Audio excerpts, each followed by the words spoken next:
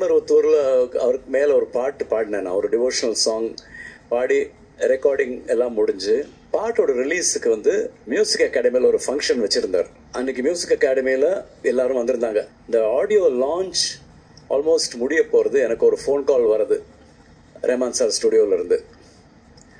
அந்த பாட்டு தான் மின்சார பூவே. ஏன்னோ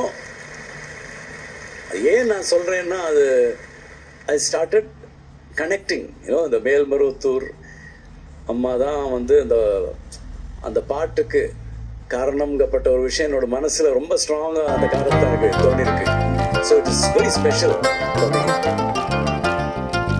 தேக்கு இலை போன்ற திருவடி, தேசம் பல சென்ற திருவடி, மகுடம் பல தொட்ட திருவடி, மருவத்தூர் பாத சன்னதி, தாறுமாறான தலைவிதி, நேர்கோடாக்கும் திருவடி, குருவின் திருபாத சன்னதி, துடைப்பதே நிம்மதி, நாதமினிதோ பாதமினிதோ, சரணம் புகுந்தால் வாழ்வு புதிதோ.